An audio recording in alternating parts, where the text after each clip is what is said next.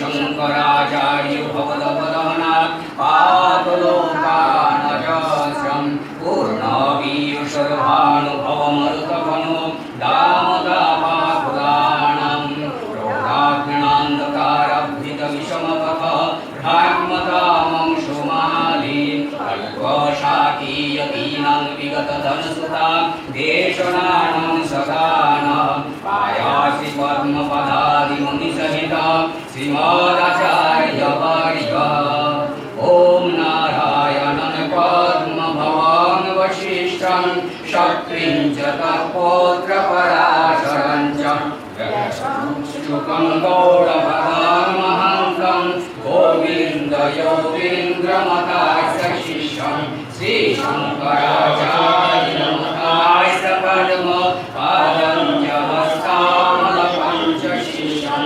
कण्ठोटकंवाटिकरारमण्यान् अस्मादिगुरुन् सङ्गतमानतोऽस्मि विश्वं दर्पणदृश्यमाननगरी तुल्यं निजन्तर्गतं पश्चान्नात्मनिमायया बहिर्भूतं यथा निद्रया य साक्षात् कुरुते प्रबोधसमये स्वात्मानमेवाद्वयं तस्मै श्रीगुरुमूर्तये नमः इदं श्रीदक्षिणामूर्तये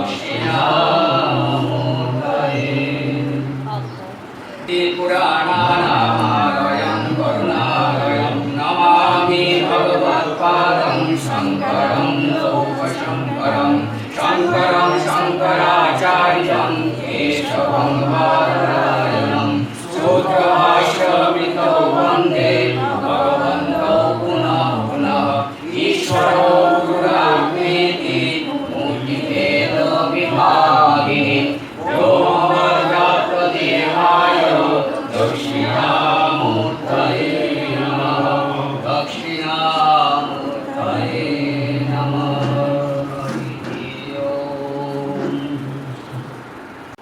আমরা একটি বিশেষ তিথিতে এই ভবানীপুরের আশ্রমে অনেকদিন পর মনে হয় একত্রিত হওয়া গেল।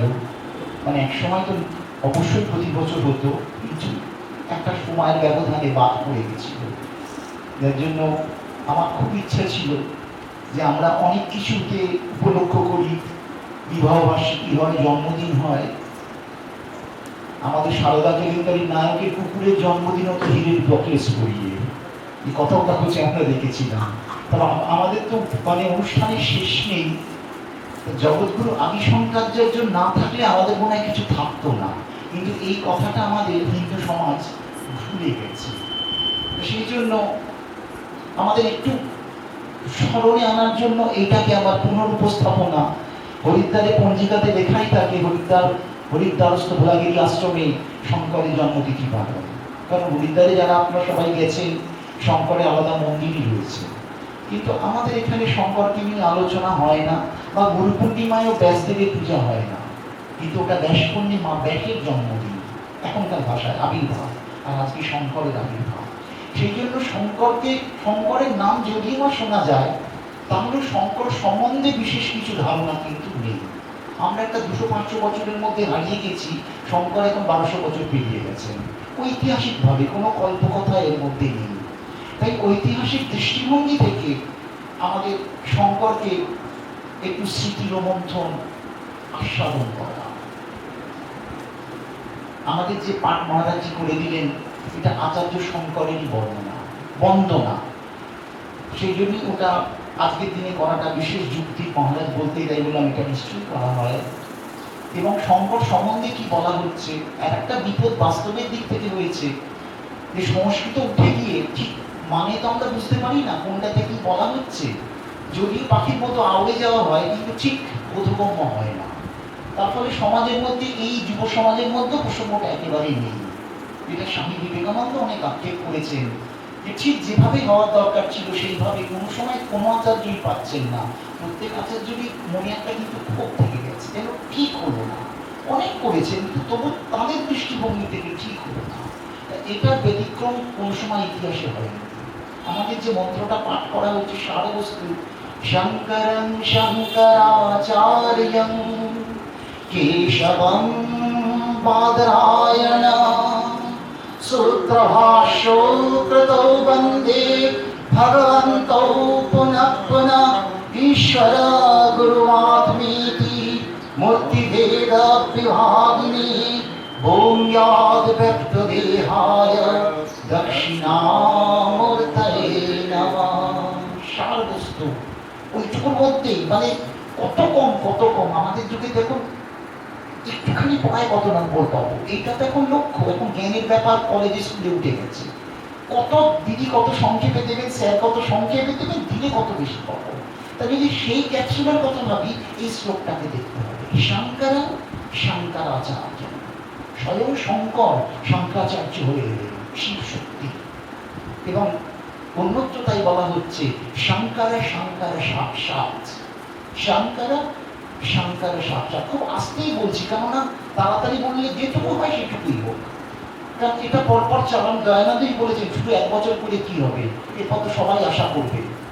তা আমি দয়ানন্দকে বলেছি যতদিন আপনি থাকবেন, যতদিন আমারও এই প্রসঙ্গ থাকবে, দুজনে যতক্ষণ স্যান্ডউইচ হতে পারছি ভয় পাবো না, এটাকে চালাবার চেষ্টা করবো একসঙ্গে থেকে। আর আপনাদের এই আশার মানসিকতা, সোমবার ইচ্ছে থাকলে, শঙ্করের কৃপা থাকলে অসাধ্য সাধন হতে পারবে। তাহলে সামান্য একটা এইটুকু কেন আমরা ভুলে যাবো? তাই শঙ্করং শঙ্করাচার্যং, সাক্ষাৎ শঙ্কর শঙ্করাচার্য হয়ে এলেন।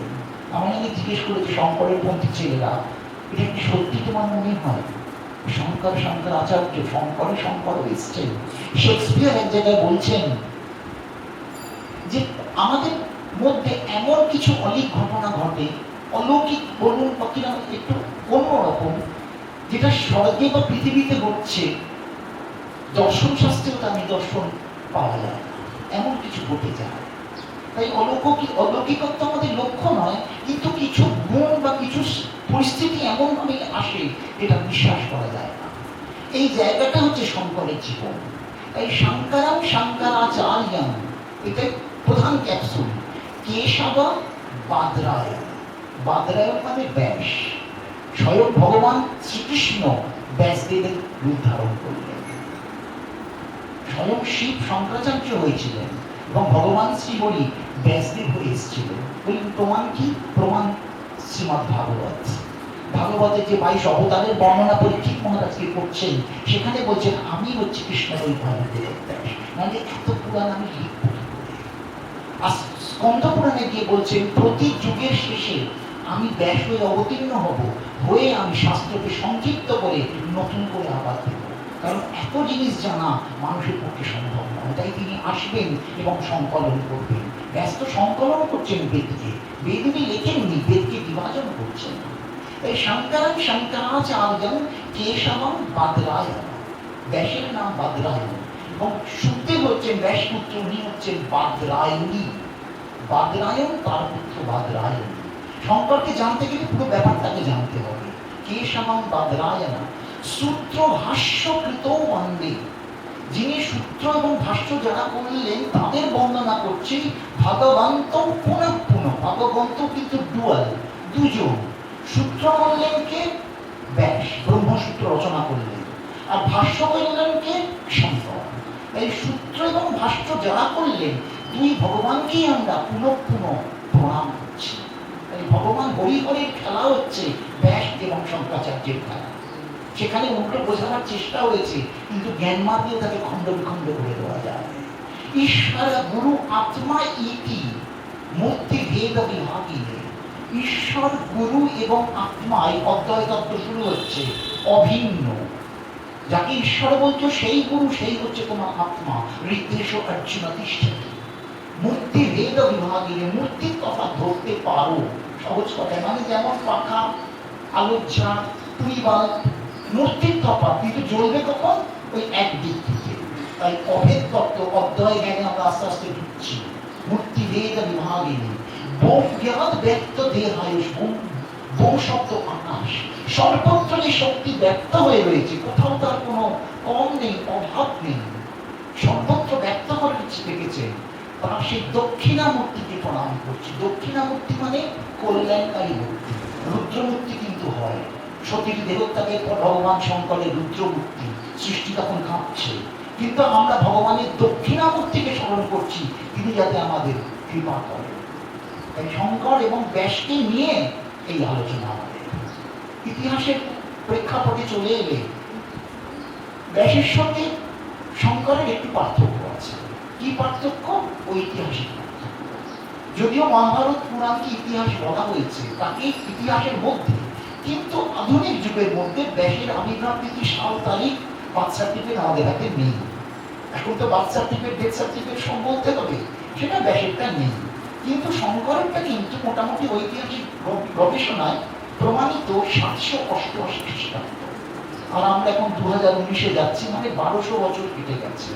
একটি ছোট্ট গ্রাম কেরালার ব্রাহ্মণের ঘরে কালারি গ্রামে তার আবির্ভাব। পিতা শিবগুরু, মা বিশিষ্টা দেবী। যেমন ভাগবতে পাওয়া যায়, যখন গোবিন্দের আবির্ভাব হয় যশোদার কাছে, সে পাল্টাপাল্টি ছিল, একটা মেয়ে তো হয়েছিল, সবাই মেনে নিয়েছে। কখনো বলা আছে একটা ছেলে এবং একটা মেয়ে, দুটো হয়েছিল যশোদা। তা সে ভাগবতে আমি এখন ঢুকতে চাইছি না, কিন্তু একটা কিছু হয়েছিল বাচ্চা, কিন্তু তার বাচ্চা হওয়ার বয়স ছিল না। এই শিবগুরু এবং বিশিষ্টা দেবী তাদের ক্ষেত্রেও তাই। যে বয়সে যে পদ্ধতিতে মানুষের ঘর সংসার করে, তাদের কোনো সন্তানাদি ছিল না। একটা সন্তান না থাকার হয়তো দুঃখ যার নেই, সে হয়তো জানতেও পারে, অতটা আমরা তো বুঝবো না।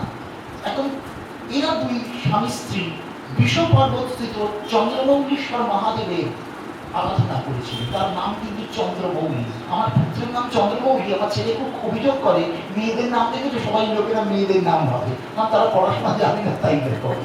ভগবান শিবের নাম হচ্ছে চন্দ্রমৌলী, চন্দ্রমৌলীতে যাহার। তা সেই চন্দ্রমৌলীশ্বরে আরাধনা করেছিলেন শঙ্করের পিতামাতা, এবং ভগবান শিব তুষ্ট হয়ে বরদান করেন, অভিষ্ট পূরণ করেন। এরম বলা হচ্ছে না শশবীর এসে পড়েছেন যে তোমার ঘরে এক ভয়ঙ্কর জ্যোতির্ময় পুরুষের আবির্ভাব হবে, কিন্তু তোমরা সবকিছু চেয়েও না, কিরম পুত্র চাও? একটা হচ্ছে সর্বজ্ঞ পুত্র, আর একটা হচ্ছে দীর্ঘায়ু পুত্র। দুটো জিনিসকে ভাগ করে দিতে। একটা সর্বজ্ঞ পুত্র, এটা হচ্ছে কোয়ালিটি, সব জানি, কিন্তু অন্যটাতে হলে তার আয়ু থাকবে না। অল্টারনেটিভে তুমি একটা দীর্ঘায়ু পুত্র পাবে, বোকা ছেলে। 90 বছর বেঁচেছি তো কি করেছি? খেয়েছি আর বাথরুমে গেছি আর লোককে চালিয়েছি, জীবনের কি দাম। শঙ্কর থেকে এটা শেখানো হয়ে যাচ্ছে। তার বাবা কিন্তু সেই আত্মত্যাগ ছিল, বললেন না আমার দীর্ঘায়ু পুত্র চাই না, আমার সর্বজ্ঞ পুত্র চাই।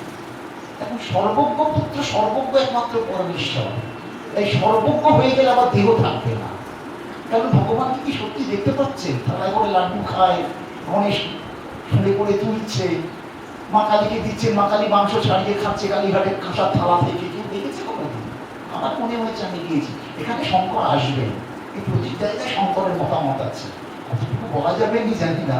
যাই হোক, তো সেই পেলেন কোয়ালিটিটাকে দেখলেন সর্বজ্ঞ হবে, কিন্তু তার দুটো তিনটে খুঁজ থাকবে, মানে নিয়ার কমপ্লিশন, কমপ্লিট হবে ভগবত কৃপায়।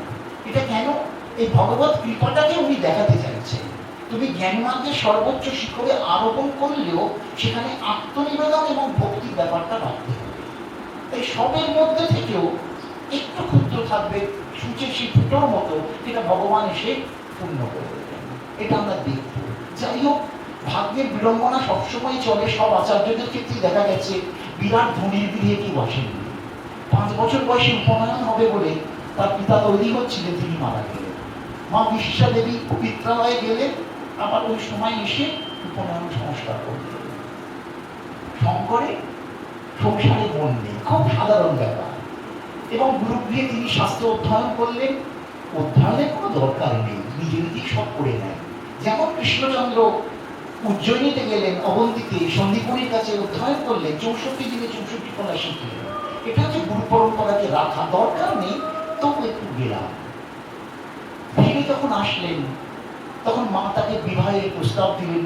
যেমন হয় গ্রামে গঞ্জে খুব সুন্দরী মেয়ে আছে, শ্রীমান মহাপ্রভুও তাই হয়েছে। ঠাকুরও যখন সেই দেখছেন শ্যামা সুন্দরী দেবী, সে জিজ্ঞেস করলেন মাকে, কাকে বিয়ে করবি? ওকে করবো। এ একটা প্রথা চলছে।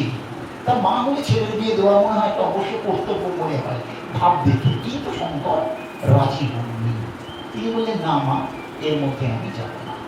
এখন সন্ন্যাসের পথে যাবেন, সন্ন্যাস নেবেন, কিন্তু মা মত দিচ্ছেন না। এখানেও কিছু কথা এসে যায়। মা সেই একই কথা, বুড়ো বয়সের ছেলে, তুই চলে গেলে আমায় কে দেখবে, যা এখনকার মানুষের চিন্তা। 1200 বছর আগেও একই চিন্তা, এটা মনে হয় চিরকালের চিন্তা। শঙ্কর একটা অদ্ভুত ঘটনা ঘটে।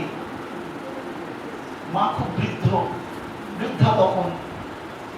শঙ্করের কুল দেবতা ছিলেন কেশবজি, এবং ওনার পাশ দিয়ে, গ্রামের পাশ দিয়ে তো আলোয়ার নদী, যেটাকে পূর্ণা নদীও বলা হচ্ছে।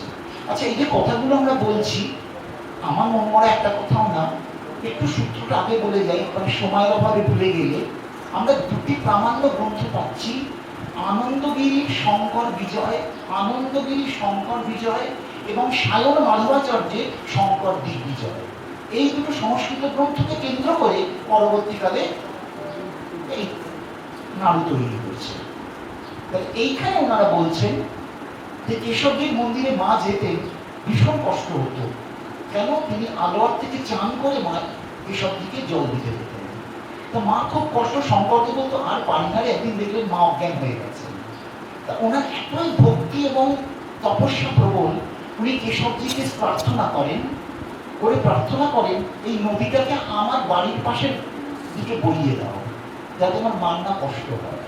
এই যে মায়ের প্রতি টান, তিনি ব্রহ্মবিদ হবেন, ছিলেন, প্রকাশটা হবে, মানে আলো ছিল, আলোটা জ্বালানো হলো, কিন্তু মায়ের প্রতি করুণাটা বা আকর্ষণটা বা একটা মানসিক দায় যে জননীর প্রতি, এটা কিন্তু কখনো যাচ্ছে না। এবং কথিত আলোয়ার নদীর দিক পরিবর্তন হয় পরে বর্ষাকালে, এবং শঙ্করের বাড়ির পাশ দিয়ে জল যায়। বলা যেতে পারে এটা পুরো বাড়াবাড়ি, আমার কোনো আপত্তি নেই।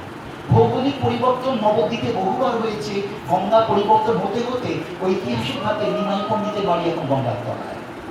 কিন্তু অলৌকিকত্ব এটা তো হয়েছে, কিন্তু ওনার প্রার্থনার পর হয়েছে, এইটা হচ্ছে বড় কথা। যেমন গান্ধারী অভিশাপে যদুবংশ নাশ হয়েছে, যদুবংশ নাশ হওয়ার ছিলই, গান্ধারী উপলক্ষ হয়ে। তাই শঙ্করের প্রার্থনায় এই নদী পরিবর্তন হতে পারে ভৌগোলিক, কিন্তু প্রমিনেন্ট পয়েন্ট শঙ্কর প্রার্থনার পরেই হচ্ছে। তাই অলৌকিকত্বের সঙ্গে আমাদের ইতিহাস ভুলটাকেও ভাবতে হচ্ছে। যাই হোক, উনি তো ছাড়বেন না, জলে চান করতে নেমেছেন, একটি কুমির ধরবে, কুমির টেনে নিয়ে যাবে, খুব তাড়াতাড়ি বলছি। শঙ্কর সেই মুহূর্তে তাকে মাকে বললেন, মা, আমি এই শেষকালে সন্ন্যাস নেবো, সন্ন্যাসের মন্ত্র আলাদা হয়, প্রথমে না গেলেও হবে, তুমি আমাকে অনুমতি দাও, নইলে দেবো আমার থাকবে না। ওনার মা ভয় পেয়ে বলেন, তোকে আমি অনুমতিটা দিলাম। এবং এইভাবে ওনার সন্ন্যাসের অনুমতি হয়ে যায়, কুমির ওকে ছেড়ে দিয়ে চলে যায়। এরপর উনি এগিয়ে যাচ্ছেন, উনি যাবেন, সন্ন্যাসের পথে যাবেন। এখন ওর মা সেই একই কথা বলছেন। এই জায়গাটাও একটু বলার জন্য বলেই মনে পড়লো, উনি ছেড়ে চলে যাবেন, মা একই কথা বলছে, তুই কেন এখানেই থেকে যা, তুই আমার বাড়ির সামনে গাছতলায় থাক। কিন্তু শঙ্কর বলছেন, না, সন্ন্যাসের পথে গেলে গৃহস্থর ভূমিতে, পিতৃদত্ত ভূমিতে থাকা উচিত না। শ্রীমান মহাপ্রভু এখানে উল্লেখ করছেন যে কুটুম্ব লইহা গৃহস্থতে বাস, এহার এ সকল নয় সন্ন্যাসীর কাজ। তাই শঙ্কর তার জায়গা থেকে কালানি দিকে একটু হিমালয়ের দিকে এগোচ্ছেন, আর মহাপ্রভু কিন্তু নবদ্বীপ ছাড়লেন। কিন্তু সচিমা মডার্ন, অনেক বুদ্ধি ছিল, অদ্বৈত এবং নিত্যানন্দকে বুঝিয়ে ওই নীলাচলে ঘাঁটি করালেন, যাতে অন্তত ছেলের খোঁজটা পাওয়া যায়। 1000 বছরের ইতিহাস শঙ্করের, জগৎটা অন্যরকম। উনি এগিয়ে যাচ্ছেন, যাওয়ার আগে কেশবজির মন্দিরে গিয়ে প্রার্থনা করলেন। ওনার আজকে অনন্ত আনন্দ যে আজকে এই প্রতিমা থেকে প্রত্যক্ষের কাছে যাচ্ছি। সর্বব্যাপী ব্রহ্ম রয়েছে, প্রতিমা কেবল একটি জায়গায় রয়েছে। এই প্রত্যক্ষ ছেড়ে আমি সর্বজীবে যার বিচরণ, সেই প্রতিমা থেকে প্রত্যক্ষে যাচ্ছি। আমি যে ছোট্ট প্রতিমে ছিল, প্রতিম থেকে সর্বভূতে যিনি বিরাজ করেন তার মধ্যে যাচ্ছি। সামান্য আনন্দ থেকে আমি ধূমানন্দে যাচ্ছি। তাই এই আনন্দতে তার চোখ দিয়ে ঝরঝর করে জল পড়ছে। তিনি কেশবজির কাছে প্রার্থনা করছেন, তোমাকে আমি সমস্ত অন্তরে যেন অনুভব করতে পারি। এই করতে করতে তিনি এগোচ্ছেন এবং শেষ পর্যন্ত নর্মদায় পৌঁছবেন। আমাদের নর্মদায় যখন পৌঁছচ্ছেন, সেখানে সব যোগীরা রয়েছেন। বলেন এক দীর্ঘ যোগী বলছেন, একজনের জন্য আমি দেহ রেখেছি, সে আসবে। বলছেন কে সেই যোগী? বলছে এক গুহা আশ্রিত একটি পর্বতের কোলে পাথর দিয়ে ঢাকা। বললেন এক ছোট্ট আলো নিয়ে তুমি যাও। উনি গিয়ে দেখলেন সে এক কঙ্কাল সার এক যোগী, জটাজুট যোগী ধ্যানস্থ রয়েছেন। শঙ্করের গর্ভগৃহে, পর্বতের গর্ভগৃহে তাকে বন্দনা করলেন। শঙ্করের স্তববন্দনায় সে যেন কেঁপে উঠল সেই গুহা। সেই সমাধিতে যুক্ত সেই যোগী চোখ খুললেন। তিনি হচ্ছেন গোবিন্দপাদ, যে আমাদের গুরু পরম্পরা আস্তে আস্তে এগোচ্ছে। এবং এই গোবিন্দপাদকে বলা হয়েছে, পাতঞ্জলি স্বয়ং তিনি যোগশাস্ত্র আলোচনা করলেন। পাতঞ্জলি নতুন করে দেহ ধারণ করে 1000 বছর সমাধিস্থ ছিলেন, কিন্তু শঙ্করকে পাবেন বলে। এবং গোবিন্দপাদের কাছে উনি আশ্রয় গ্রহণ করলেন গুরু পরম্পরা। মানে শঙ্কর পেলাম, শঙ্করের উপরে চলে গেল এবার গোবিন্দপাদ। তার আগে যখন এবার উঠবো গৌপাদ, তিনিও তাকে দর্শন এক সময় দেবেন এবং আশীর্বাদ করে দেবেন, ব্রহ্মসূত্রের বক্তব্যের মধ্যে দিয়ে বেদের সার কথা তুমি প্রকাশ করো। এই গুরু পরম্পরা উঠছে। যে আমাদের জিজ্ঞেস করা হয় শঙ্কর কোন পরম্পরায় রয়েছে, সেটা মহারাজজি আজকে পাঠ করে দিয়েছেন। স্বয়ং ভগবান থেকে ব্রহ্মাজি, ব্রহ্মাজি থেকে বশিষ্ঠ, বশিষ্ঠ থেকে শক্তি, শক্তি থেকে পরাশর, পরাশর থেকে ব্যাস, ব্যাসের থেকে সুখ, সুখের থেকে গোবিন্দপাদ, সুখের থেকে গৌরপাদ, গৌরপাদ থেকে শঙ্কর। তারপর আমাদের ইতিহাসের মধ্যে আরো বিশদ কথা বলা যাবে। এটা স্বয়ং ব্যাসের পরম্পরার মধ্যেই আমরা রয়েছি। কুণ্ঠিত ভাই তো হয়, আর একটা ব্রাঞ্চের মধ্যে বৈষ্ণব আচার্যদের কথা বলা হয়েছে, তার আবার শঙ্করের নাম উঠে আনে না। ওটা জাতি তো কুণ্ঠিত ভাই ঝগড়ার মতো ব্যাপার। পরম্পরা থাকতে পারে, 2-3 ভাইয়ের মধ্যে দুদিক থেকে পরম্পরা যাচ্ছে। ব্যাসের তো অন্যান্য শিষ্যরাও রয়েছে, বৈশম্পায়ন রয়েছে, জৈমিনী রয়েছে, তৈল রয়েছে, তাদের দিক থেকেও যেতে পারে। না যাওয়ার তো কোনো কারণ নেই। আমাদের প্রত্যেক আশ্রমে দেখুন না, ভাগাভাগিতে কতগুলো ব্রাঞ্চের দিকে চলে যাচ্ছে, এদিক থেকে ও যাচ্ছে, ওদিক থেকে ও যাচ্ছে। মেন তো এখানে বলে দিন মহারাজ, তার থেকে চলে গেলে শঙ্কর, তার থেকে চলে গেলে ব্যাস। এই ভাগাভাগিটা ওই অদ্বয় জ্ঞানের অভাবের জন্য। মুখ সূত্রে গেলে অদ্বয় জ্ঞানে আমরা থাকবো। যাই হোক, গোবিন্দপাদের কাছে তিনি শিক্ষা লাভ করছেন। সেখানেও নানান রকম প্রসঙ্গ রয়েছে। নর্মদা জল সাংঘাতিক বৃদ্ধি পাবে। গুরু তখন সমাধিস্থ রয়েছেন। নর্মদার জল সেই গহ্বরে ঢুকে যোগীর দেহ নাশ করে দিতে পারে। শঙ্কর বললেন চিন্তা করো না, দেখছি। উনি একটি কলসি পেতেছিলেন, সেখানে তিনি যোগ বলে নর্মদার জল যত বাড়ছে ওই কলসিতে ঢুকছে, কলসি থেকে আর কোনো জল বেরোচ্ছে না। গোবিন্দপাদ যখন সমাধি ভঙ্গ হলো, সবার কাছে শুনলেন শঙ্করের জন্য এটা হয়েছে, অনন্ত আশীর্বাদ করলেন, ব্রহ্মসূত্রের ভাষ্য তোমাকেই করে দিতে পারে। শঙ্কর হচ্ছে এই কাজগুলো করছেন, এরপর এগোচ্ছেন। আমরা বারবার অদ্বয় জ্ঞান তত্ত্বের কথা বলছি, অদ্বৈত বিজ্ঞানের কথা বলছি, সেখানে সময় থেকে আসবো। আগে শঙ্করের পটভূমিটা দেখা দরকার। শঙ্কর যখন এসছেন 788 খ্রিস্টাব্দ, সমস্ত বহু মন্দিরে, বহু প্রধান মন্দিরে কোনো বিগ্রহ নেই। এই জায়গাটা আমাদের খুব চিন্তিত করেছিল, কেন বিগ্রহ নেই। পরিষ্কার আলোচনায় দেখা যায় বৌদ্ধ ধর্মের সঙ্গে সনাতন হিন্দু ধর্মের খুব সংঘাত চলছিল। কারণ বুদ্ধ অনেক আগে, শঙ্করের থেকে 1200 বছর আগে। এরকম একটা যদি প্রসঙ্গ হয়, বুদ্ধ ধর্ম যেটাকে আমরা বুদ্ধকে ভগবানের মধ্যে স্তবে করা হয়েছে, জয়দেব করেছেন, কিন্তু বুদ্ধের প্রয়োগের মধ্যে অনেক বিকৃত বৌদ্ধাচারের কথা উল্লেখ করা হয়েছে, যেটা বুদ্ধ করে যাননি। যেমন গঙ্গোত্রীর গঙ্গার পবিত্রতা আর কলকাতার গঙ্গার পবিত্রতা এক নয়। কারণ ফ্যাক্টরির জল গিয়ে গিয়ে গঙ্গাকে কলুষিত করছে, কিন্তু গঙ্গোত্রী ঠিক আছে। তাই আদিতত্ত্ব ঠিক আছে, পরবর্তীকালে গন্ডগোল হয়ে গেছে। শঙ্কর অত্যন্ত বিচক্ষণতার সঙ্গে এইগুলোকে সামলাচ্ছে। এবং বদ্রীনাথ, জগন্নাথ, ঋষিকেশে বিষ্ণু মন্দির, ভারতবর্ষের বহু তীর্থস্থানে কোনো দেব বিগ্রহ ছিল না। বদ্রীনাথের শালগ্রামের ওপর পূজা হতো, জগন্নাথ বিগ্রহ সেখানে নেই। কোনো ভয়তে মূর্তি সরিয়ে ফেলা হয়েছে। উনি প্রতিটা জায়গাতেই যাবেন এবং ওনার অধ্যাত্ম শক্তির দ্বারা সেই বিগ্রহ কোথায় আছে উদ্ধার করবেন। এবং বদ্রীনাথের কথা বিশেষভাবে যখন দেখলেন শালগ্রাম শিলার ওপর হয়, এবং বৌদ্ধরা বলেছিল বদ্রীনাথের মন্দির হচ্ছে বুদ্ধ মন্দির, এর সঙ্গে হিন্দুদের কোনো সম্পর্ক নেই। শঙ্কর প্রবল প্রতিবাদ করেন এবং জিজ্ঞাসা করেন যদি মূর্তি উদ্ধার হয় তুমি কি সনাতন শ্রীহরির পূজা তোমরা করবে? তা বদ্রীনাথবাসী যারা ছিল, রাওয়াল যারা, বলেছিল অবশ্যই করব, আমরা তো ভগবানের শয্যা করাতেই পারি না, শৃঙ্গার করতে পারি না।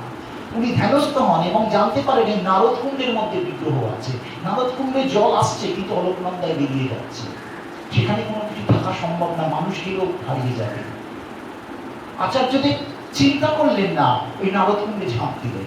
সবাই বললো গেল গেল গেল, ভেসে যাবে, আর থাকবে না। এবং সেই নারদ কুণ্ড থেকে চতুর্ভুজ মূর্তি উদ্ধার করেন এবং তার হাতটি ছিল ভাঙা, ডিফেক্টিভ। শ্রীরামকৃষ্ণের সময় রাসমণির ওখানে গোবিন্দের মূর্তি ভেঙে যাওয়ায় উনি তো ওইটাকেই পুজো করেছিলেন, বলেইছিলেন তো জামাইয়ের পা ভেঙে গেলে কি বলতে দিবি।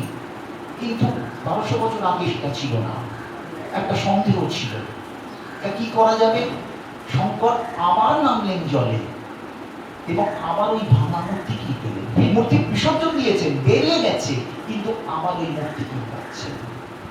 সুতরাং আর দ্বিধা করা হলো না, ওই কিঞ্চিত খুব যদিও থাকে সেইটাই বদ্রীনাথ হিসেবে প্রতিষ্ঠিত হলো, আর বুদ্ধ নয়, একেবারে নারায়ণ মূর্তির সেবা। জগন্নাথের ক্ষেত্র তাই, চিৎকারখানি কোনো বৃক্ষতলে জগন্নাথের লুকিয়ে রাখা ছিল, রত্ন পেটি বলা হয়েছে।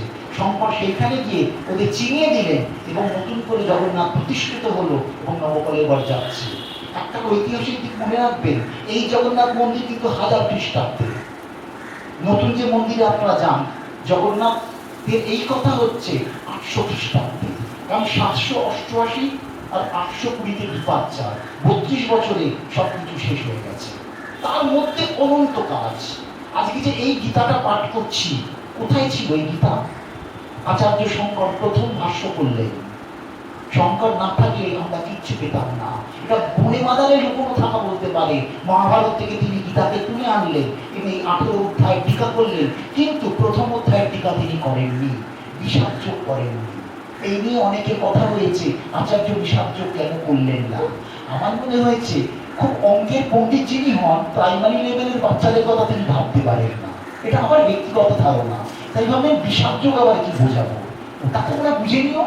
আমি সাংখ্যযোগ থেকে দ্বিতীয় পর্যায়ে যখন শ্রী ভগবান উবাচ, তখন ওই ভগবানের স্বরূপ থেকে যে কথা বেরোচ্ছে আমি সেইটাকে ব্যাখ্যা করব। তার আগে ওই সব ধৃতরাষ্ট্র বলছে, সঞ্জয় বলছে, ওর মধ্যে আর ঢুকবো না, সময় নষ্ট করবো না। তার কারণ হচ্ছে তিনি উপনিষদের ব্যাখ্যা করছেন, পরপর উপনিষদকে করছেন, ব্রহ্মসূত্রের ভাষ্য করছেন এবং অনন্ত মন্দির সংস্কারের কাজ চলছে।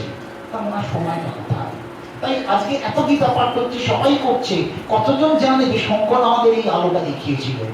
অন্ধে ধদত্তে মোমবাতি জ্বালিয়ে এটা হ্যালোজেন করে একদম সূর্যের কাছে নিয়ে গেলেন তিনি জগৎগুরু আদি শঙ্করাচার্য। মহাপ্রভু অনেক পরে, 788, মহাপ্রভু 1486, শ্রীরামকৃষ্ণ 1836। এই নারায়ণ বসাবার যে ত্রিপায়া হয়, তেপায়া বলি, ওই ত্রিপায়ার 3টে স্ট্যান্ড হচ্ছে এই 3জন, আচার্য শঙ্কর, শ্রীমান মহাপ্রভু এবং ঠাকুর শ্রীরামকৃষ্ণ। এই দর্শন তত্ত্ব দিয়ে সনাতন ধর্মরূপী নারায়ণটাকে বসিয়ে রাখা হয়েছে। এই প্রত্যেকটা পাখি আমাদের জানা দরকার যুগোপযোগী চিন্তার মাধ্যমে। শঙ্কর ঘুরছে, খুব দারুণ, উনি কাশীতে গেছেন। কাশী চিরকালই একটা মহান পীঠস্থান, ভগবান শঙ্করের নিত্য আবাসস্থল।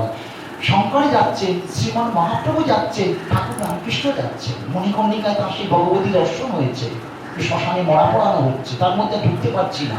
কিন্তু বলতে চাই যে 3 মহামানবী কিন্তু কাশীধামে রয়েছেন, দর্শন করছেন। শঙ্কর যে অদ্বৈত বেদান্ত করলেন, সর্বং খালিদম ব্রহ্ম, সর্বত্রই ব্রহ্মের ব্যাপার, এটা বলা যত সোজা, করা এত সহজ নয়।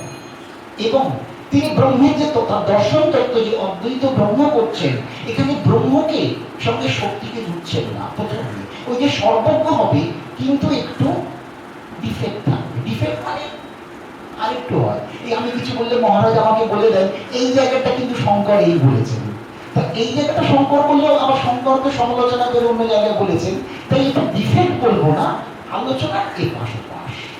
তা শঙ্কর যাচ্ছেন কাশীতে ভোরবেলা, মণিকর্ণিকায় চান করতে যাচ্ছেন। ভোরবেলা ব্রাহ্ম মুহূর্তে দেখছেন এক চণ্ডাল তার একদল কুকুর নিয়ে এগিয়ে আসছে। শঙ্কর বলছেন, এই সরো সরো সরো, উনি সরে যেতে বলছেন। শঙ্কর ঠিক চণ্ডাল বলছেন, তুমি কাকে সরতে বলছো? তুমি আমাকে সরতে বলছো, আমার দেহকে সরতে বলছো, না আমার আত্মাকে সরতে বলছো? শঙ্কর ঘাবড়ে গেছেন। কারণ এখনকার কথায় গুরুগিরি করলে গুরুকে প্রশ্ন করা যাবে না। এখন গুরুরা সব নো কোয়েশ্চেন, আমি যা বলবো তাই শুনতে হবে। শঙ্করের মতো গুরুকে প্রশ্ন করেছে, কে সরবে, আমি শুনবো না আত্মা সরবে? তুমি কাকে সরতে বলছো? শঙ্কর ভেবাচেকা খেয়ে গেছে। বলছেন তোমার অদ্বৈত তত্ত্ব তুমি প্রকাশ করেছো, তুমি নিজে সেটা বিশ্বাস করো? খুব কঠিন প্রশ্ন। যদি সুরাপাত্রে সূর্য প্রতিবিম্বিত হয় এবং জলে গঙ্গা জলে প্রতিবিম্বিত হয়, এই প্রতিবিম্ব কি আলাদা হয়, না সূর্যের অদ্বৈত তত্ত্ব খণ্ডন হয়? সুরার সূর্য কি আলাদা, গঙ্গা জলের সূর্য কি আলাদা? সূর্যটা তো একটাই। তাহলে পাত্র অনুযায়ী তুমি ভালো মন্দ বোঝো, তাই কি হওয়া উচিত? তার মানে বলতে চাইছে তুমি তো দেহকে মানোনি, তুমি আত্মার কথা বলছো। তাহলে তুমিও যে আত্মা, আমিও সেই আত্মা, সর্বং খালিদাম ব্রহ্ম। তুমি কেন আমাকে ছুতে চাইছো না? তুমিও যে, আমিও সে। আর আজকে রবীন্দ্র জয়ন্তী, চণ্ডালিকার মধ্যে চলে যেতে হয়, যে মানব আমি সেই মানব তুমি কন্যা। জল চাওয়ার মধ্যেও এই অদ্বৈত বেদান্তই প্রকাশ হয়েছে। তাই শঙ্কর বুঝলেন যে তার ভুলটা কোথায় হচ্ছে। চণ্ডালের যে জ্ঞান, এটা তার ঠিক হয়নি। মহাপ্রভু তাকে সোজা করে দিয়েছে, চণ্ডালকে দ্বিজশ্রেষ্ঠ হরিভক্তি পরায়ণ। শঙ্করের কচকচানির মধ্যে মহাপ্রভুকে এইসব কথা হতে হতে শঙ্কর বুঝলেন আমার সর্বং খালিদম ব্রহ্মর মধ্যে একটু খুঁত আছে, আমি চণ্ডালকে ব্রহ্মতত্ত্বের মধ্যে রাখতে পারিনি। চণ্ডাল ধ্বংস হয়ে গেলেন। উনি এই সময় বিশ্বনাথের স্তব শুরু করলেন। খুব সুন্দর স্তবগাথা বিশ্বনাথের রয়েছে, আরো এরকম রয়েছে। তিনি একদিন যাচ্ছেন, তিনি শক্তিকে প্রথমে, ওই যে খোঁজ, যেটা প্রথমত সর্বজ্ঞতার কিছু ডিফেক্ট, এটা হয়নি। সর্বত্র ব্রহ্মের চিন্তা ভাবলেও একটু খুঁজ ছিল, চণ্ডালকে মানতে পারেন। আমাদের গীতাতে কি বলছে, আপনারা তো অনেক বেশি পাঠ করেন, বিদ্যা বিনয় সম্পন্নী ব্রহ্মণি কবিহস্তিনি শুনি চৈব সপাকে চ पंडिता समदर्शिना। विद्या विनय संपन्नी ब्रह्मणि गविहस्तिनि शुनि चैव सपाके च पंडिता समदर्शिना। পণ্ডিতগণ সমজ্ঞানে থাকবে।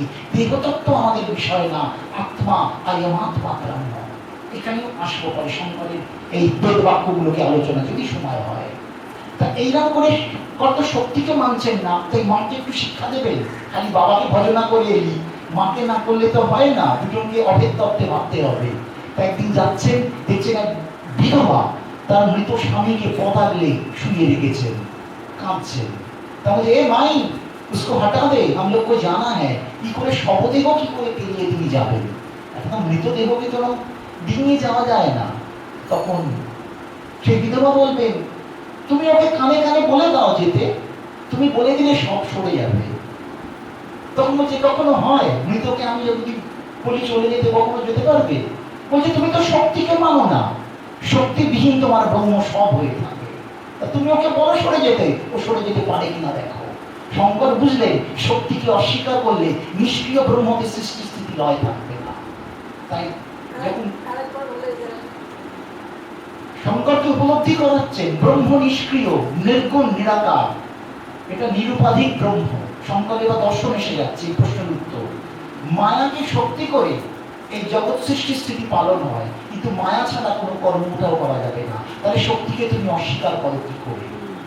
এইটার জন্য তাকে শিক্ষা দেওয়ার জন্য তাই বললেন, মরাকে তুমি সরে যেতে বলো, সে নিজে সরে যাও। বলে ওর তো শক্তি নেই। বলে তুমি তো শক্তি ছাড়াই সব চিন্তা করে নিয়েছো, শক্তি না থাকলে সৃষ্টি কি করে চালাবে? তাই তখন উনি বুঝতে পারলেন সব ভ্যানিশ হয়ে গেল। তখনই উনি অন্নপূর্ণার স্তব রচনা করলেন, ভবানী স্তব করলেন। অন্নপূর্ণে সদা পূর্ণে শঙ্কর প্রাণবল্লভে জ্ঞান বৈরাগ্য সিদ্ধার্থং ভিক্ষাং দেহি পার্বতী। প্রাণবল্লভ অন্নপূর্ণাকে করছেন, জ্ঞান বৈরাগ্য সিদ্ধি অর্থ এই আমাকে দাও। এই অর্থ মানে টাকা না, জীবনের অর্থ, সার্থকতা। জ্ঞান দাও, বৈরাগ্য দাও, কারণ জ্ঞানের প্রয়োজন আছে, না হলে বৈরাগ্য আসবে না। আপিলের যেমন একটা নেশা, মায়ারও তেমনি একটা নেশা। এটা জ্ঞানের দ্বারাই শঙ্কর বলেছেন মুক্ত হওয়া যায়। এইভাবে তিনি জানছে, তিনি যখন সন্ন্যাসী নিয়েছিলেন, একটি কথা ভাবা দরকার, তার মা যখন এত কথা বলছেন, তখন মাকে বলেছিলেন তোমার মৃত্যুকালে আমি উপস্থিত হব। এই কথা তিনি বলে গেছে। কিন্তু চিন্তা করছো শেষকালে কি হবে? মৃত্যুকালে আমি উপস্থিত হব। এই যে মায়ের প্রতি টান, মায়ের জন্য পূর্ণা নদীকে পরিবর্তন করালেন, মায়ের কাছে ফিরে রাখবেন। দেখুন যুগে যুগে আচার্যদের মধ্যে এই প্রভাব গেছে, সব বৈরাগ্য এসছে, কিন্তু মায়ের জন্য যেন একটা ছোট্ট অনুভূতি থেকে গেছে। মহাপ্রভু যখন নীলাচলে রয়েছেন, তখন প্রতাপরুদ্র দুটি করে শাড়ি দিতেন, একটি সাদা আর একটি বেনারসি সমসে। বেনারসি বলতে যা বোঝায়, দুটি উনি জগদানন্দ পণ্ডিতকে দিয়ে নবদ্বীপ পাঠিয়ে দিতে। আচ্ছা মা কি বেনারসি পড়বে? তুমি তো করেননি। সাদাটি মায়ের জন্য, আর বেনারসিটা বলবার দরকার নেই তার জন্য। পিঁয়াজটা পরে সাদা করলো। তাহলে মন থেকে সবকিছু যায় না, কিন্তু সংসার এবং গণ্ডির জন্য কিছু ত্যাগের লক্ষণও রাখতে হয়। এবং মা চন্দ্রমণি দেবী ঠাকুরের কাছে আসছেন, এবং স্বামীজি চিঠি লিখছেন অন্যজনকে, মা ভাইয়ের কাছে কিছু টাকা দিয়েছো বা পাঠিয়েছো বা খোঁজ করেছো বলে আমি খুব আনন্দিত। এই বিশ্বেশ্বরী দেবী আসছেন, চন্দ্রমণি দেবী আসছেন। এত বড় বৈরাগ্য হয়েছে, কিন্তু মাকে তারা কেউ ভুলেনি।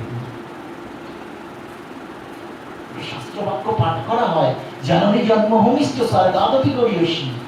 মহৎ কার্যের জন্য ঠাকুর বলেছেন মাকে বাবাকে অস্বীকার করা যায়, কিন্তু মার প্রতি টানটা বন্ধ করতে কিন্তু বলেন। তাই আচার্য সব ত্যাগ করছেন, কিন্তু মার প্রতি করুণা টানটাও রেখে দিয়েছেন। এই জায়গাটাও আমাদের, কত করুণাময় শঙ্কর ছিলেন সেই জায়গাটাও হওয়া দরকার। মার মৃত্যুর জায়গাটা অবশ্যই আসতে হবে যখন মার দেহ চলে যাবে। একটু আমার শিষ্যদের দিকে চলে আসছি। কাশীতে যখন রয়েছেন, সনন্দন এলেন। প্রথম শিষ্য সনন্দন, ব্রাহ্মণ পুত্র।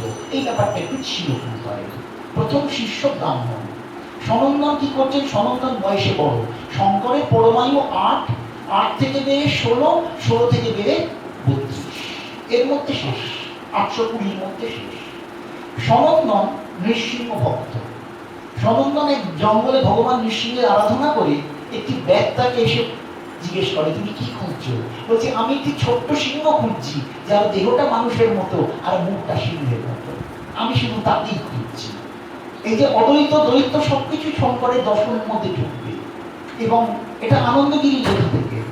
এবং সেই ব্যাগ একটি ছোট্ট সুন্দর, এই একটা না মানুষ না সিংহ বাচ্চাকে নিয়ে আসবে। বলছে কে তুমি? এবার দেখো তোমার সেই জীবটাকে তুমি পেয়েছো তো? সনন্দন তাকে দেখে মুগ্ধ হবে, তারপর সবই ভ্যানিশ হয়ে যাবে। এই হচ্ছে সনন্দনের আদি পরিচয়, নৃসিংহ ভক্ত। সনন্দন দিয়ে এগোচ্ছি, সনন্দনের নাম হয়ে যাবে পদ্মপাদ। সনন্দনের পরবর্তী নাম হয়ে যাচ্ছে পদ্মপাদ। কিরকম প্রসঙ্গ? শঙ্কর উত্তর কাশীতে, মতান্তরে গঙ্গাও রয়েছে, উত্তর কাশীর উল্টো দিকে রয়েছেন। সনন্দনকে ভীষণ পছন্দ করেন, সনন্দনের গুরু ভক্তির তুলনা নেই। আচার্য শঙ্কর দূর থেকে সনন্দন সনন্দন সনন্দন করে ডাকছেন।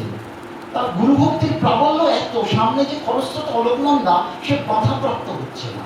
তার মধ্যে হয়তো পাথর ছিল, মানে এগুলো আমার ব্যক্তিগত চিন্তা, পাথরের উপর ভর করেই জলের উপর দিয়ে লাফিয়ে লাফিয়ে অলকনন্দা পা ভেসে চলে গেল। কিন্তু কিংবদন্তি বলছে শঙ্কর যেখানে পা দিয়েছেন সেখানে একটি করে গুরু কৃপায় পদ্মের সৃষ্টি হয়েছিল। তাহলে প্রতি পদ্মের ওপর তার চরণ পড়েছে বলে তার নাম দিয়েছিলেন শঙ্কর পদ্মপাদ। তাই গুরু ভক্তির গুণ কি, গুরু মানে কি, এইসব আচার্য শঙ্করকে না জানলে বোঝে। কানে কেবল একটা রিং রিং চিং মন্ত্রটা কেবল গুরুর কাজ না, অনেক বিস্তৃত দায়িত্ব।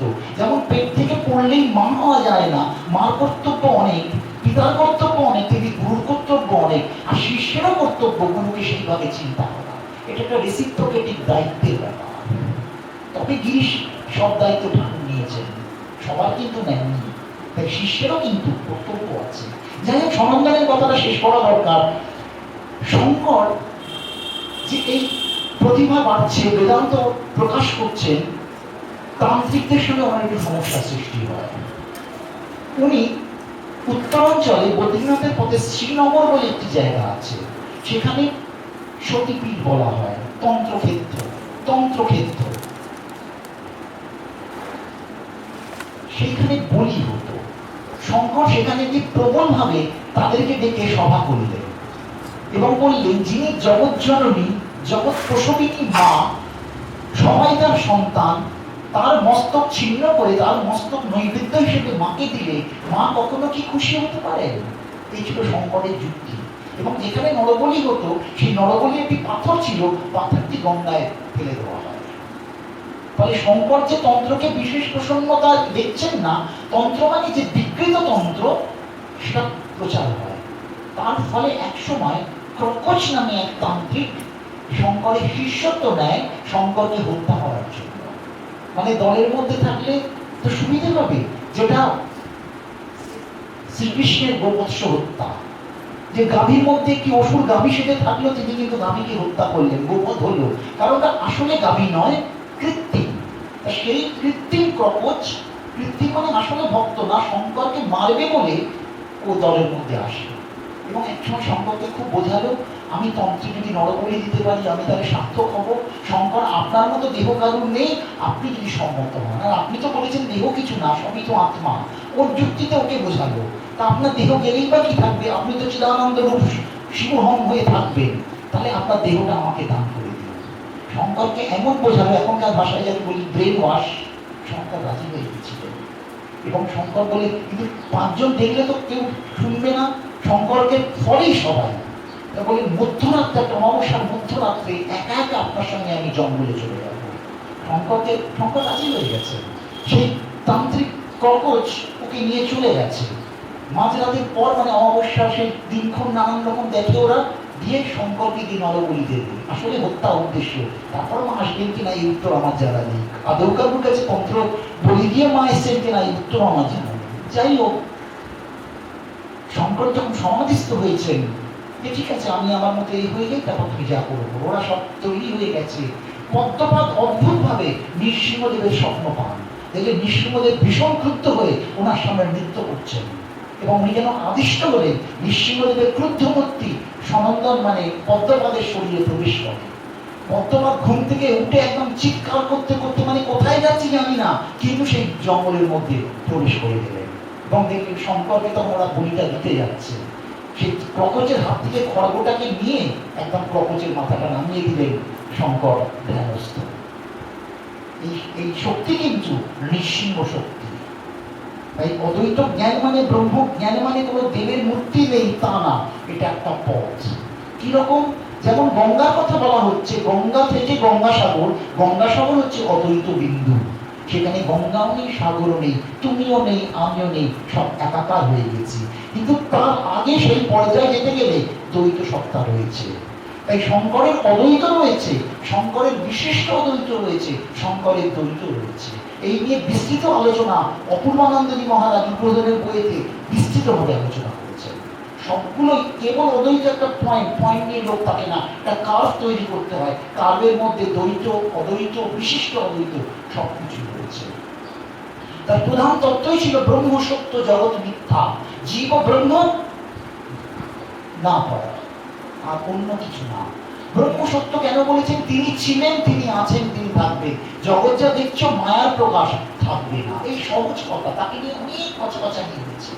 কিন্তু অদ্বৈত থেকে যখন বিশিষ্ট অদ্বৈতে যাচ্ছি, তখন ব্রহ্ম সত্য এবং ব্রহ্ম জগতে বিধৃত, সেটাকেও শঙ্কর মেনেছেন। কিন্তু একসময় জগৎ থাকবে না, কেবল তিনি থাকবেন। তাই তার একটা পরমার্থিক প্রয়োগ আছে, একটা ব্যবহারিক প্রয়োগ আছে। তিনি নির্গুণ নিরাকার কেন বলেছেন? কোন গুণ দিয়ে ভূষিত করলে কেবল সেই গুণটাই মনে পড়বে, অন্য গুণের কথা মনে পড়বে না। তাই বলেছেন নির্গুণ, তাই বলেছেন নিরাকার, নির্দিষ্ট আকার দেওয়া যায় না। যদি জবা ফুলকে বলা হয় লাল জবা, তাহলে জবা মানেই লাল জবা, কেন সাদা জবা হতে হয়, হলদে জবা হতে হয়। তাই উনি নির্গুণ বলে ওপেন করে দিলেন, কারণ ঈশ্বরকে কখনো বদ্ধ করা যায় না। অসীম তিনি, ওই সীমার মাঝে অসীম করতে গিয়ে দেবতার বিগ্রহ, কিন্তু বস্তুত তিনি বিস্তৃত, তার মধ্যে ভেদ হয় না। একমেব দ্বিতীয়ম, তার মধ্যে কোনো ভেদ নেই, সবটাই হচ্ছে এক।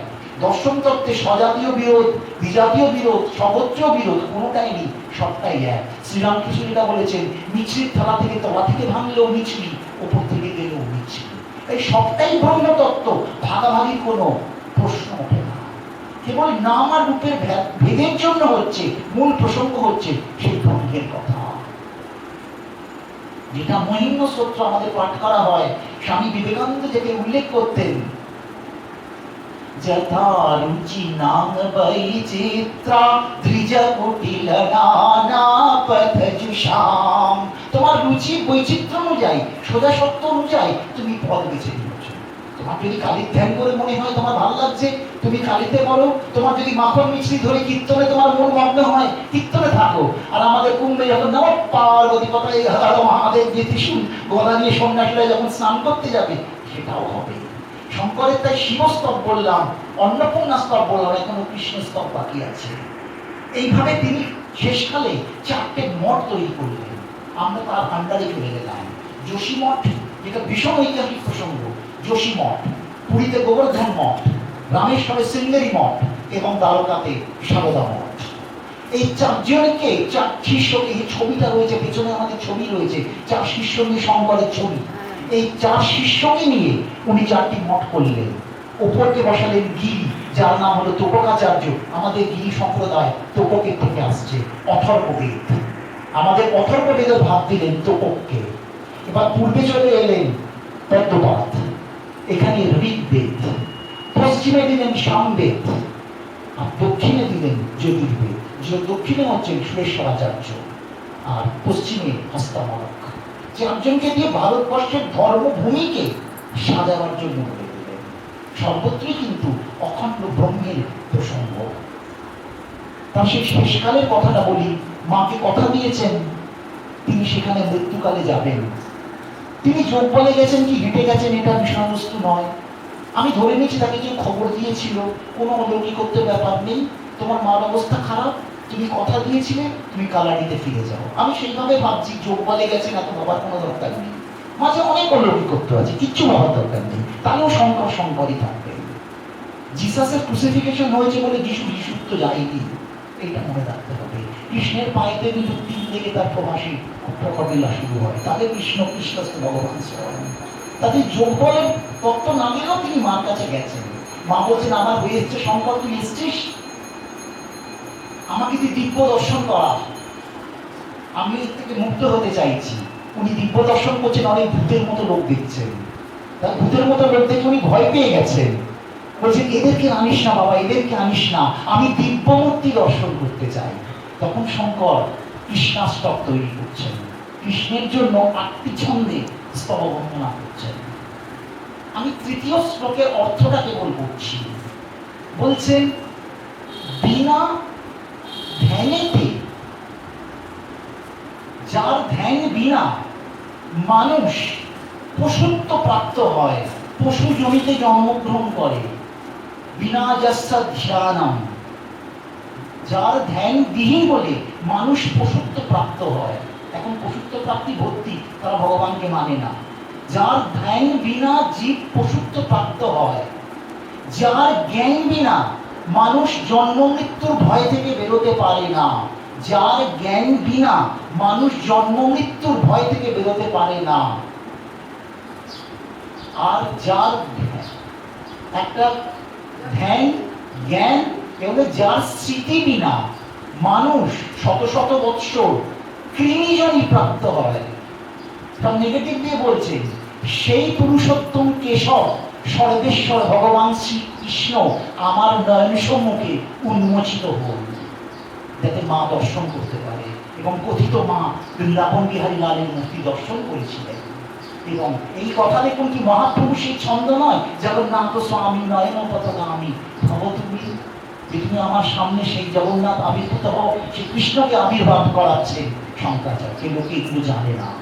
তাই অদ্বৈত বেদান্ত তত্ত্বের মধ্যে আমি আর ঢুকবো না, এটা আলাদা করে ফিলোসফির ক্লাস নেওয়া যায়। নির্গুণ কি, সগুণ কি, মায়া কি, জীব তত্ত্ব কি, অসংখ্য আলোচনা। মাথা শরীর খারাপ করবে একদিনে এত কিছু শুনবে। এই শঙ্করকে একটু শুধু বলি, কি করলে মানুষ মুক্ত হবে? বলছেন জ্ঞান ছাড়া তো কিছু হবে না। তোমার চোখ দেখতে পায় বলতে পারে না, কান শুনতে পায় বলতে পারে না, আবার জিভ শুধু বলতে পারে, কোনোটাই বাকিগুলো পারে না। তাই দরকার অনুভূতি, অপরোক্ষ অনুভূতির কথা শঙ্কর বলেছেন, যে দিয়ে কি ব্রহ্মকে উপলব্ধি করতে পারবে। কি করে করবে? একটা পদ্ধতি। যেমন হাতের লেখা লিখতে লিখতে লেখা ভালো হয়, অঙ্ক প্র্যাকটিস করতে করতে লেখা ভালো হয়। চিত্তশুদ্ধি না হলে অদ্বয় ব্রহ্মতত্ত্বে যাওয়া যায় না।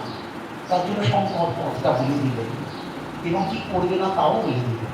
আপনারা সেগুলো জানেন। গেয়ং গীতা নাম সহস্রম, গীতা এবং বিষ্ণু সহস্রনাম পাঠ করো। গেয়ং গীতা নাম সহস্রম, ध्येयं श्रीपतिरूपमजस्रं, ध्येयं श्रीपतिरूपमजस्रं। ভগবান শ্রীপতির অজস্র রূপকে ধ্যান করো। নেয়ং সজ্জন সঙ্গে চিত্তম, যদি নিতে হয় সজ্জনের হৃদয়টাকে, সঙ্গটাকে সঙ্গে দাও। নেয়ং সজ্জন সঙ্গে চিত্তম, আর দেবে কি? দেয়ং দীন জনায় চ বিত্তম, দেয়ং দীন জনায় চ বিত্তম। যার দরকার আছে তোমার টাকা থাকলে বিত্ত দান করো, খেয়ে মেখে উঠো না, সৎ কার্যে দাও। ভোলাগিরি মহারাজ যেটা বলতেন, তোমার 1/10 মহৎ কার্যে দান করো। গেয়ং গীতা নাম সহস্রম, ध्येयं श्रीपतिरूपमजस्रं, नेयं सज्जन संगे चित्तम, देयं दीन जनाय च वित्तम। তারপর বলছে তুমি তীর্থকর্ম করো, দান কত পালন করো। জ্ঞান যদি না হয়, যথার্থ জ্ঞান, এটা নলেজ না, উইজডম, তোমার জন্ম জন্ম জীবন ব্যর্থ হয়ে যাবে। কুরুতে গঙ্গা সাগর গমনম, কুরুতে গঙ্গা সাগর গমনম, অথবা দানম ব্রত প্রতিপালনম, অথবা দানম ব্রত প্রতিপালনম। ज्ञान विहीनो व्यर्थं सर्वं, ज्ञान विहीनो व्यर्थं सर्वं, मुक्ति न भवति जन्म शतेन, मुक्ति न भवति जन्म शतेन। যতই গঙ্গাসাগর যাও, তো যতই যা কিছু করো, জ্ঞান বিহীন ব্যর্থং সর্বম, মুক্তি না ভবতি জন্ম শতেন, শত শত জন্ম চলে গেল মুক্তি হতে পারবে না। তাই আমাদের সেই অবস্থা। আমরা কিভাবে আছি? পুনরপি জননম পুনরপি মরণম, পুনরপি জননম পুনরপি মরণম, পুনরপি জননী জঠরে শয়নম। জন্মতে মরবে, আবার মার পেটে আসবে। কিন্তু এই সংসারে যদি মাধবের কৃপা পাও, মুরারির কৃপা পাও, পার হয়ে যাবে। ইহ সংসারে খলু দুস্তারে, কৃপয়া পারে পাহে মুরারে। ইহ সংসারে খলু দুস্তারে, কৃপয়া পারে পাহে মুরারে। কৃপা কি করে পাবো? আচার্য শঙ্কর বলছেন, অদ্বৈত জ্ঞান যেতে গেলে ব্রহ্ম কৃপা ছাড়া কিছুই হবে না। উপনিষদে, কঠোপনিষদে যমরাজ বলছে নচিকেতাকে, তার কৃপা না হলে তাকে জানতে পারবে না। কৃপা কি করে পাবে? শঙ্কর বলে দিলেন, ভজ গোবিন্দম ভজ গোবিন্দম ভজ গোবিন্দম মোরমতে, ভজ গোবিন্দম ভজ গোবিন্দম ভজ গোবিন্দম মোরমতে, ভজ গোবিন্দম ভজ গোবিন্দম গোবিন্দম ভজ মোরমতে। আকাশাৎ পতিতং তোয়ং যথা গচ্ছতি সাগরম, সর্বদেব নমস্কার কেশবং প্রতিগচ্ছতি। কেশব ক্লেশনাশায় দুঃখনাশায় মাধব, হরিহরশ্চ পাপনাশায় গোবিন্দ মুক্তিদায়ক।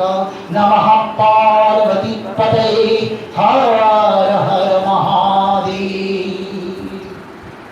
আচার্য শঙ্করের চরণে আমাদের প্রার্থনা, সমস্ত আচার্যবৃন্দের চরণে প্রার্থনা, আমাদের সৎমতি দিন, যারা ব্রহ্মতত্ত্বে আমরা অবগাহন করতে পারি। জয় গুরু।